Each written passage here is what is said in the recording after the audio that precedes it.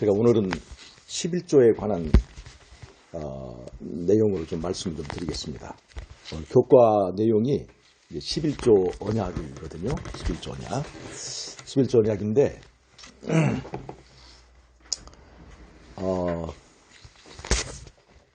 이 11조의 원리를 보면, 우리가 이제 이 포도 농사를 한다거나 어떤 사업을 한다거나 어떤 일을 할 때 사실은 하나님이 하는 역할과 사람이 하는 역할이 이렇게 조금 이렇게 나눠져 있어요. 예를 들자면 포도 농사를 짓게 되면 사람이 하는 역할은 가지를 잘라주고 가지 껍데기를 벗겨주고 비료를 주고 물을 주고 하는 일들을 해요. 그런데 하나님께서 하는 일을 보면 우리가 포도 나무를 이렇게 길러본 말이죠. 가만히 보면 그 포도나무가 포도를 생산하는 하나의 공장이에요. 공장. 포도나무 자체가 공장이에요. 그러니까 밑에서 이제 수분과 영양분을 빨아들이고 또 햇빛 잎사귀로는 햇빛을 통해서 또 그 에너지를 탄소 도화 작용을 통해서 이제 영양분을 만들고 그리고 이것을 받아들이고 또 조합하고 잘 섞고 그 다음에 그 목표로 하는 그 제품 포도라고 하는 제품을 만들기 위해서 거기 영양분 비율을 딱딱딱 맞추고 그 다음에 이제 이것이 이 영양분들을 보자기 조그마한 보자기로 딱 포장을 해가지고 보통은 그냥 이렇게 물 같은 거 이렇게 놔두면 금방 한 2, 3일, 3, 4일만 지나도 이게 변질도 그러거든요. 근데 포도 안에 이렇게 껍질로 잘 포장하고 보존한 것들은 그런 물보다 훨씬 오래 이 제품이 상하지 않고 있어요. 적정하게 맞는 게 보관한다면. 이런 역할들을 하나님 하시거든요. 그 다음에 이제 꽃이 잘 수정이 돼야 되는데 이 수정이 어느 잘 안 되면요. 아무리 비료를 주고 아무리 잘해도 수정이 안 되면요. 이 포도가 생성이 안 돼요. 벌들을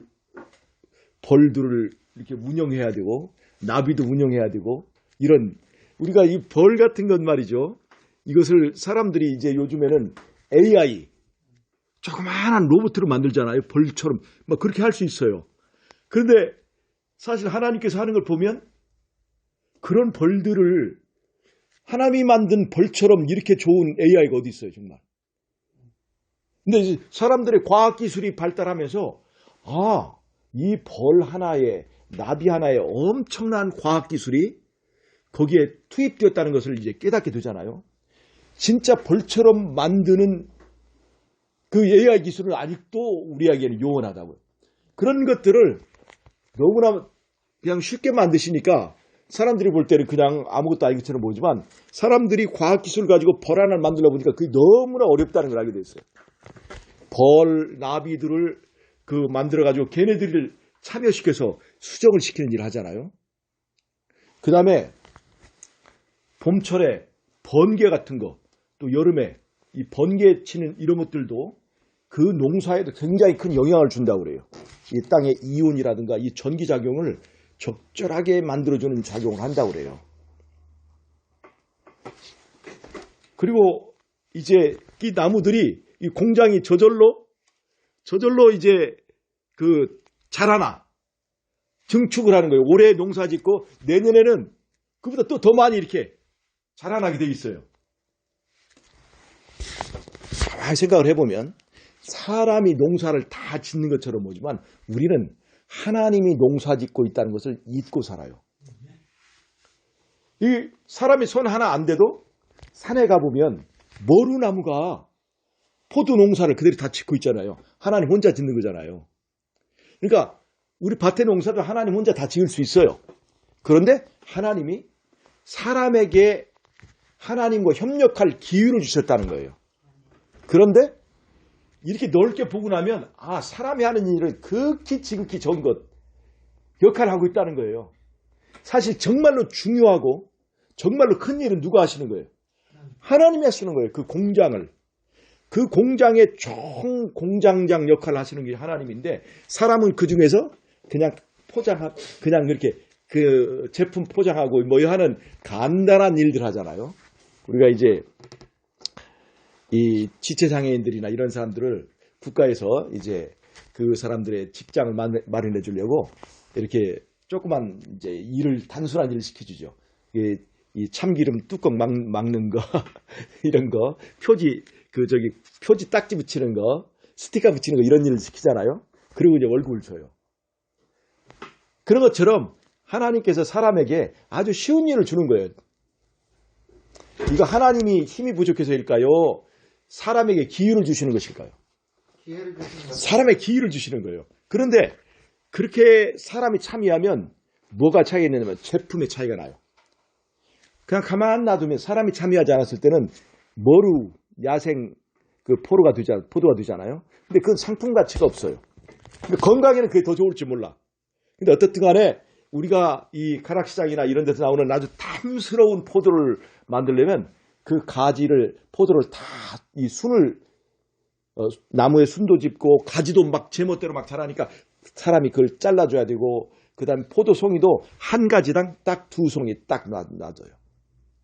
그리고 종이로 씌우고 그 다음에 껍질 벗겨주고 그 다음에 벌레 잡아주고 비료주고 하다 보면 사람이 하나님과 협력하게 되면 상품성 없는 머루가 상품성 있는 좋은 거봉 포도가 된다는 말이에요. 그러니 하나님과 사람의 협력은 굉장히 중요한 거예요. 그러면 사람이 하는 일을 보면 그냥 수치적 상징적으로 한다면 그게 10분의 1이에요. 그게 10분의 1. 하나님이 직접 하시는 일은 10분의 9예요. 그러면 하나님의 은혜가 10분의 9입니까? 그 이상이죠. 10분의 10이죠. 왜냐하면 사람이 일할 수 있는 힘과 시간과 생명을 누가 주셨으니까? 하나님이 주셨으니까 은혜의 양으로 따지면 100분의 100이 100%가 다 하나님의 은혜로 이루어집니다. 그러나 그것 가운데서 하나님이 사람에게 힘을 주시고 지혜를 주시고 시간을 주셔서 하나님의 일에 협력하도록 10분의 1이라는 영역을 사람에게 남겨주셨어요. 그래서 하나님은 다 할 수 있지만 10분의 9를 하면서 10분의 1이라는 영역을 우리에게 남겨주신 거예요. 이 10분의 1을 사람이 얼마나 하나님과 협력하냐에 따라서 부지런하고 지혜로운 사람은 더 탐스러운 열매를 많이 맺게 되고 게으르고 지혜 없는 사람은 이제 좋지 못한 열매를 거둘 수 있는 선택을 우리가 할 수 있도록 우리에게 우리의 영역을 주셨다는 거예요. 아멘. 하나님께서 짐승에게, 새에게, 물고기에게 농사질 일 쓰는 영역을 주셨어요? 이렇게 하나님과 협력할 수 있는 영역을 주신 것은 사람밖에 없다는 겁니다. 그런데 하나님께서 사람에게 무엇을 요구하세요? 10분의 1을 요구하세요. 잘 보세요. 이 10분의 1이 뭐예요? 사람이 한 일이에요. 사람이 한 일. 사람이 한 일 조그만 걸 가지고 하나님께 드리면 사람은 얼마를 갖는 거예요? 10분의 9를 갖는 거예요. 이 10분의 9는 누가 한 거예요? 하나님이 직접 한 거예요. 그러니까 이 10분의 1 속에는 엄청난 원리가 들어있어요. 사람이 한 걸 가지고 하나님께 드리면 하나님은 야, 네가 한 걸 나에게 주었구나 하고 하나님이 우리를 칭찬할 수 있는 기회를 주신 거예요. 하나님 우리에게 복 주실 수 있는 이 기회를 주시는 거예요. 물론 하나님은 그렇지 않아도 주시고 하지만 우리가 우리 손으로 이렇게 그 딱지 붙이고 막아서 이렇게 하면 하나님께서 너 참 잘했다 하고 칭찬하면서 이렇게 주시도록 하는 거란 말이죠. 하나님 우리에게 복을 쏟아 부어주고 싶은데 사람들 앞에서 이제 우리가 하나님이 복을 주실 수 있도록 이제 우리에게 10분의 1을 이렇게 바칠 수 있는 기회를 주신 거예요. 잘 보세요. 여기서 하나님의 복을 내가 취하는 방법이 뭐냐?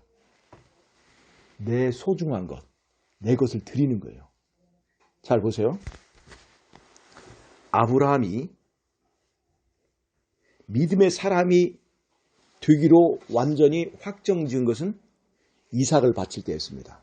이삭을 제단에 바칠 때였어요. 사실 그 이삭도 누가 준 거예요? 하나님이 주신 거죠. 그런데 하나님이 주셨지만 아브라함에게 소중한 것이 됐잖아요. 그때 하나님께서 아브라함에게 소중한 것을 하나님께 바치도록, 그리고 그것을 모든 천사들이 볼 수 있도록, 우주의 거민들이 볼 수 있도록 이제 기회를 준 거예요. 아브라함에게. 왜 그랬을까요? 아브라함에게 엄청난 복을 쏟아줄 수 있는, 그래서 다른 사람들도 그것 때문에 불평하지 않을 수 있도록 우주의 거민들이, 우주의 천사들이 아브라함만 편애한다. 심지어 사단마저도 불평할 수 없도록 아브라함에게 기회를 준 거예요. 그럼 욥을 우리가 보잖아요. 왜 하나님 욥에게만 이런 이 축복을 줘가지고 욥이 지금 하나님께 이렇게 경배하고 하나님을 따르는데 욥에게 준 축복 때문에 그러지. 이것만 없으면 욥이 하나님 배신할 겁니다. 하는 것을 전제로 싸움이 붙었잖아요. 예수님과 사단 사이에. 그래서 예수님께 뭐라고 그랬어요? 이렇게 다 그럼 이걸 제거해봐. 욥의 진심을 알려줄게 하는 거거든요. 이 시험은 욥의 진심을 사람들에게 보여주어서 내가 왜 욥에게 축복하는지 니들이 똑똑히 알라고, 그 기회를 위해서 자랑하기 위해서, 욥의 진심을 자랑하기 위해서 욥에게 이 시험과 환난을 준 것이거든요. 아브라함에게 왜 그가 믿음의 조상으로서 자격이 있는지. 왜냐하면 그가 그동안 몇 번 실패했거든요. 그러니까 사람들이 욥이 아브라함이 믿음의 조상으로서 왜 합니까? 하나님 편애하시는 거 아닙니까? 하는 것들이 이 아브라함에게 남아 있었기 때문에 내가 아브라함을 택한 것은 다 이런 이유 때문이야 하는 것을 하나님이 몰라서가 아니라 우주의 거민들 앞에, 사단 앞에서 확실하게 인정하도록 욥에게 또 아브라함의 기회를 주신 거예요. 그래서 하나님이 말이죠, 우리에게 복을 더 많이 주고 싶어요. 그런데 우주는 공의롭고 정의로워야 돼. 누구 하나만 이렇게 편애하면 안 되기 때문에 하나님께서 우리가 복받을 자격이 있다는 것을 입증해 보실 수 있도록 하나님 우리에게 11조를 하나님께 바치는 기회를 주신 거예요. 그러니까 내가 11조를 바친다고 하는 것은 하나님이 나를 축복하실 수 있는 여지를 준 거예요. 여지를. 마찬가지로 아브라함이 이삭을 바치도록 이렇게 했던 것은 이 아브라함이야말로 진짜 믿음의 조상이 될 수 있다 하는 것을 세상에 확실하게 납득하고 인정하기 위해서 이제 그런 것을 요구하신 것처럼 하나님께서 우리에게 10분의 1을 요구하십니다. 이 아이들이 말이죠. 이 꼬마들한테 어떤 때는 어른이 돈을 10,000원을 줘서 사탕을 한 봉지 줍니다. 사탕을 한 봉지 줘요. 그리고는 애한테 그래 일부러 나 그 사탕 하나만 줄래? 그러면 어떤 애는요. 아이 안 줘요. 이 내 거야 하고 안 줘요.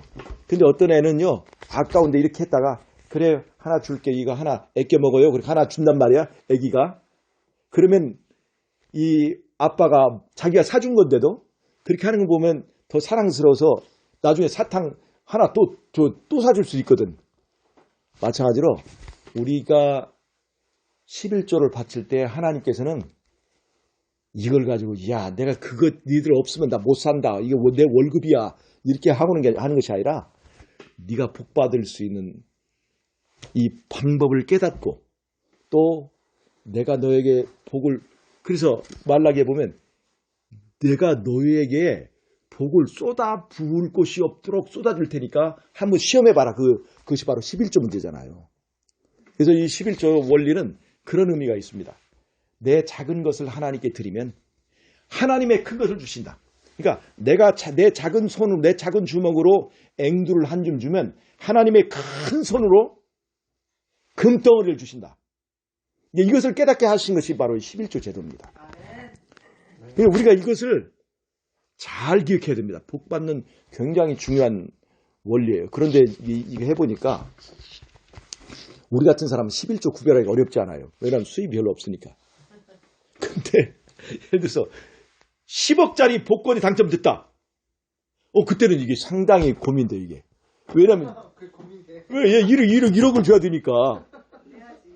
100억을 가진 사람이 벌었다 이 말이에요. 10억 이거 보통 일이 아니거든. 세금 빼고 아니 그러니까 어떻든 간에 이거 덩어리가 클 때는 그래서 이 부자들이 11조 하기가 쉽지 않아요. 아, 그 와중에 세금 내는 사람이 예. 아니 어떻든 간에 이게 쉽지 않은 거예요, 이게.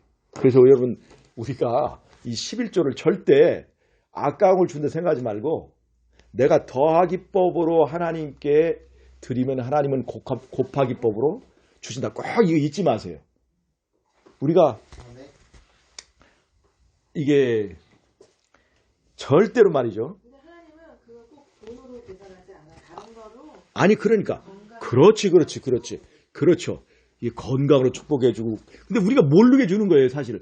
우리가 돈 100만 원 주는 게 좋습니까? 암 안 걸리는 게 좋습니까? 그게 그거지. 예를 들어서 암 걸린 거 낫으려면 돈 얼마 걸려요? 몇 천만 원. 몇 천만 원 걸리고 낫을까 말까 하는데 암 안 걸리면 더 좋지. 근데 우리는 암 안 걸리게 한 거는 몰라. 암 걸렸다가 죽게 됐을 때 살려준 것만 하나님의 은혜라 생각해요. 그러니까 우리가 하나님께서 우리에게 주는 많은 축복들을 모르고 살아요. 그래서 찬미가 중에 그런 거 있잖아요. 너의 축복을 세어보아라. 감사하지 않아요? 오늘까지 내 생명이 이어진 것, 오늘까지 이만큼이나. 그럼 우리는 말이죠. 이게 뭐 이제 맛있는 것이 음료수가 맛있는 꿀물이 반병 있는데 어떤 사람 그런다고 그러잖아요. 야, 아직도 반병이나 남았구나. 그거는 이게 긍정적이고 이제 그 축복을 아는 사람이죠. 그런데 어떤 사람은 아이씨 반병밖에 안 남았네. 그렇게 보는 사람도 있잖아요. 우리 다 똑같이 체험하는 거지만 하나님께서 오늘 우리에게 주신 놀라운 축복. 사실 우리가 11조를 먼저 줍니까? 하나님이 10분의 9를 먼저 주십니까? 먼저 주세요. 하나님이 먼저 주신 거예요. 그때 우리는 10분의 1을. 잘 보세요. 하나님은 우리에게 독생자를 주셨잖아요. 우리는 그에게 주는 것이 뭡니까? 제일 아까운 게 뭐예요? 우리의 죄를 주는 거예요. 우리가 제일 아깝게 생각하는 게 뭐냐면 죄예요, 죄. 사실 알고 보면 죄는 굉장히 땡기는 것이거든. 죄의 습관, 죄의 뿌리인 나 자신. 이런 것이 내가 제일 아끼는 거거든요. 그러니까 하나님은 내가 죄를 드리잖아. 그 죄는 결국 안고 있으면 죽는 건데 내가 안고 있어 하나 좋을 것이 없는 것을 달라고 하는데 그게 내 제일 아끼는 거예요. 사실 알고 보면. 이 아끼는 것을 사실은 내 안에서의 그 죄가 예수님에게서 하나님에게 독생자처럼 나한테 그게 없으면 죽을 것 같은 그 선악과 열매가 그거예요.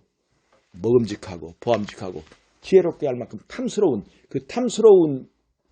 그것이 바로 죄 아닙니까? 내 마음속에서 가장 소중한 것이 뭐냐 알고 보면 죄가 내게 제일 소중한 거라는 거죠. 하나님은 우리에게 뭘 주길 원해요? 그 죄를 주기를 원하는 겁니다. 11조 제도에도 바로 우리의 이기심을 버리게 하는 거예요. 11조에도. 그래서 11조는 쓰고 남은 다음에 주는 겁니까? 먼저 구별해야 되는 겁니까? 먼저 구별해야 되는 거예요. 이거 굉장히 중요합니다. 그 다음에 또 하나 이 11조 제도의 원리를 또 생각해 봐야 될 것이 뭐가 있냐면 이 11조는요.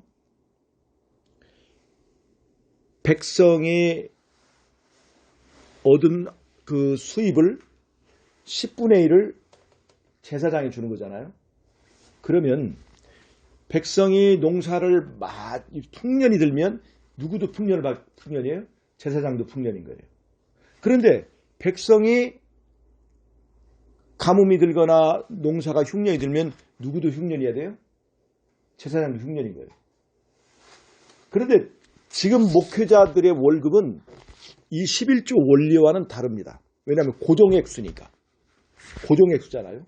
근로기준법에 저촉되지 않는 고정액수를 주는 거예요. 고정액수를 주면 백성이 흉년이 들어도 그 액수를 맞춰줘야 되는 거예요. 근데 그렇게 되면 백성과 함께 고난과 기쁨을 함께 나눈다고 하는 그 원칙이 깨져버리게 돼요. 자, 그래서 사실은 아무리 목회자가 늘어도 백성과 함께 나누는 11조의 정신을 하면 아무런 문제가 없습니다. 백성이 가난하면 가난한 대로 부자면 부자인 대로 이 목회자들이 그런 것을 함께 나누는 정신으로 한다면 그거 가지고 월급이 작네 크네 할 필요가 없어요. 11조라고 하는 그 원리대로 나눈 것이니까. 하나님이 주는 것이니까. 그 다음에 이 11조로 받잖아요. 그럼 레위인들이 여럿이죠. 그 중에 아론의 제사장은 또 다시 11조를 또 주잖아요. 그런데 어떻든 간에 아론의 제사장들이 많으면 자녀들이 많으면 거기서는 어떻게 해요? 공평하게 분배하는 겁니다. 공평하게 분배하는 거예요. 이렇게 하면 말이 있을까요? 없을까요? 공평하게 분배하는 거예요. 자, 보세요. 지금 우리 그 신학대학에서 졸업하는 신학생이 한 50명 든다고 그래요. 50명, 1년에. 근데 채용되는 숫자는 20명밖에 없어요. 왜 그럴까요? 이 고정액을 맞춰줄 수가 없기 때문에 그래요. 고정액을. 그럼 만약에 그냥 똑같이 나누는 걸로 하면 50명이 졸업하든 100명이 졸업하든 상관이 있을까요? 없을까요? 만약에 정말 복음을 위해서 일하는 사람이 50명이면 50명대로 100명이면 100명인대로 그냥 여기서 이 기존 제사장 계급에서 우리 11조 원리대로 똑같이 나누자 하면 아무런 문제가 없는 거예요. 그럼 하나님이 이 사람들에게 축복해 주셔가지고 이 고정액보다 더 많은 액수를 받을 수 있도록 풍년을 축복해 주시면 되는 거예요. 그렇게 만들어 줄까요? 안 할까요? 그렇게 하고서 남죠. 그런 정신. 기꺼이 백성과 고난을 함께 하려고 한다면. 그런데 기존에 있는 사람들의 고정액을 먼저 생각을 하다 보니까 이 들어오는 사람들을 허용해 줄 수가 없어요. 그래서 여기에 기득권의 문턱에 탁 걸리는 거예요. 나머지 30명은 목회를 못하는 거예요. 그런데 목회자들은 50명이 지원하는데 20명밖에 못 받아요. 이 목회자들이 남아 돌아가는 거예요. 그런데 이 교회, 시골 교회에서는 말이죠. 목회자가 없어서 난리예요. 목회자가 없어서. 왜 그럴까요? 이 남아 도는 목회자들의 정신이 목회를 할 것이 정신이 아니라 직업을 구하는 거예요. 직업을. 지금 목회자가 얼마나 필요해요. 시골 교회에. 와서 일할 수 있잖아요. 이 사람들이. 월급 안 받아도 작업성이 할 수 있잖아요. 이것이 지금 우리의 문제인 거예요. 함께 이 사명을 나누고 함께 사명을 나누는 사람들이 함께 재물을 나누고 이것이 바로 뭐예요? 이게 유무상통이에요. 유무상통. 유무상통이 언제 이루어졌어요? 초대교회에서 이루어졌잖아요. 11주 정신이 이루어진 거예요. 이게. 그런데 지금 목회자들 사이에서는 유무상통이 안 돼. 그러니 이 목회자들보다는 이 신심을 가지고 있는 이 백성들 가운데서 이런 것이 있을까요? 없을까요? 유무상통이 없다는 것은 유무상통의 정신이 사라졌다는 것은 우리 가운데 이기심이 존재한다는 거예요. 이기심이 팽배한 가운데 하나님의 성령이 역사할 수 있을까요? 우리가 정말 성령을 받으려면 내 기득권, 내 욕심부터 내려놓아야 돼요. 내 대우, 이것을 내려놔야 이 교회에 하나님의 성령이 내리는 거예요. 성령은 유무상통하는 그 마음 자세가 됐을 때 내리는 거예요. 기득권의 모든 기득권적 권리와 욕심을 내려놓을 때 성령이 내리는 거예요. 여러분, 내가 가진 내 재산, 이걸 내 것이라고 생각하면 이게 기득권인 거예요. 이게. 내가 가진 것은 어떻게 해야 되는 거예요? 다 함께 우리 사명을 위해서 함께 나누는 거예요. 이게. 이래야 이 11주 정신이 주는 이 기별 함께 나눈다는 거예요. 그리고 지도자는 백성과 함께 고난의 길을 갈 각오를 한다.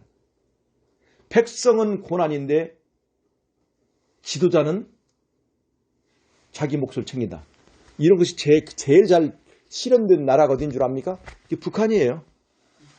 백성은 굶어 죽는데 김정은이는 살쪄 죽는다 이 말이죠. 여러분, 그런 것들이 우리들에게도 있습니다. 내 기득권, 나누어 주려고 하지 않는 내 기득권. 이 기득권적인 이 정신은 바로 11조 정신을 이해하면서 깨져야 된다. 이 11조 정신이 바로 이렇게 구현되어야 우리에게 하나님의 성령이 내린다. 그 하는 거예요. 이 11조 정신을 우습게 보면 안 돼요. 함께 나눈 거예요. 하나님과 나누고 형제들과 나누고 이 나눔의 정신이 11조에 있다는 겁니다. 굉장히 큰 의미가 있어요. 그리고 그렇게 할 때 내가 하나님과도 기꺼이 나누고 내가 형제들과 기꺼이 나눌 때 뭐가 온다는 거예요? 축복이 온다는 거예요. 그 축복 중에 제일 좋은 축복이 뭐예요? 그게 성령의 축복이라는 겁니다. 하나님의 은사. 그러니까 축복은 돈만이 아니에요. 재물만이 아니죠. 우리 안에 엄청난 성령의 능력이 은사가 내린다는 거예요. 그게 10분의 9에 대한 약속이에요. 그러니 제가 오늘 사실 다른 주제를 가지고 오늘 말씀을 드리려고 하다가 오늘 교과의 이 주제가 바로 이 11조에 관한 문제에서 11조는 하나님과 나의 언약입니다. 나는 11조를 하나님은 나에게 복받을 수 있는 이 여러 가지 내가 알지 못하는 많은 것을 주실 때 내가 가지고 있는 조그만 걸 하나님께 드려서 서로 주는 사이 서로 주는 거예요. 내가 나의 작은 것을 하나님과 나누면 하나님은 그의 큰 것을 우리에게 나눠주신다. 꼭 여러분 이 11조를 생각할 때 그걸 잊지 마세요. 이게 복받는 기회입니다. 하나님과 나누는 거예요. 자, 여기 100억대 재산가하고 내가 여기 한 달에 예를 들어 100만 원 받는 사람하고 둘이 약속을 언약을 맺습니다. 우리 서로 유무상통하기로 합시다. 그럼 누가 손해예요 이게? 이 많은 사람이 손해지 이게. 이게 11조 언약이에요. 하나님과 내가 유무상통하기로 언약을 맺는 것이 11조 언약이라는 거예요. 감사하지 않아요? 하나님이 나한테 11조를 내라고 하는 거는 이거는 하나님이 손해를 감수하고 하는 거예요. 지금 이게. 내가 손해나도 좋다. 너와 언약을 맺자. 이게 11조 언약입니다. 네. 100억 가진 부자가 한 달에 100만 원 받는 사람하고 자 그럼 지금부터 우리 통장을 같이 나눴을까? 이거 대단한 거 아닙니까? 하나님과 함께 통장을 나누는 11조 제도의 원리. 우리가 정말 생각하고 하나님께 감사하고 하나님께 기쁘게 감사한 마음으로 하나님께 드리는 저와 여러분이 됐으면 좋겠습니다. 헌금은 바로 그렇게 하는 겁니다. 우리가 선교 후원도 바로 그렇게 하는 거예요. 그런 마음으로. 그럴 때 우리가 복을 받습니다. 잘 보세요. 다른 사람에게 복을 주려고 하다 알고 보면 내가 복을 받았다. 그런 경우 많습니다. 다른 사람에게 나눠주려고 하다가 내가 더 많이 받았다. 다른 사람 구하려고 하다가 내가 구원받았다. 여러분 잘 보세요. 하늘에 가서 그 관증하는 가운데 내가 다른 사람을 구원하려고 전도지를 돌리고 또 이렇게 선교 활동하는 가운데 내가 나도 모르게 나도 구원을 받았다 하는 경험 진짜 많을 겁니다. 그리고 하나님께서 우리에게 11조를 내라. 전도지를 돌리라. 영혼 구원하라. 이렇게 하는 얘기가 다른 사람을 위한 것이 아니라 알고 보면 너 그렇게 하다가 네가 사는 거야. 여러분 생각하세요. 하나님께서 우리에게 요구하시는 것은 나를 살리려고 한다는 것을 잊지 마시기 바랍니다. 내게 손해를 갖게 하고 나를 축내게 하는 거 절대 아닙니다. 내게 복을 주시는 그 복을 움켜잡는 그래서 11조 언약 11조 언약을 꼭 생각하시는 저 여러분 다시 되시길 바라면서 오늘 말씀을 마치겠습니다. 제가 기도하고 마치겠습니다. 하나님 우리 아버지 우리 나눌 것도 없는 보잘것없는 저희들과 온 우주를 가시는 하나님과 11조 언약을 맺게 해주셔서 감사합니다. 우리가 더하기법을 하나님께 드리면 하나님은 우리에게 곱하기법으로 축복하신다는 것을 우리가 깨닫게 해주시고 기꺼이 우리의 삶을 또 우리의 중심에 웅크리고 있는 우리가 아끼고 사랑하는 죄를 기꺼이 주님 손에 드릴 수 있도록 도와주시옵소서. 오늘 한 해 동안 하나님의 11조의 놀라운 축복이 우리 모든 가정 위에 머물게 해주시기를 예수님의 이름으로 기도합니다. 아멘.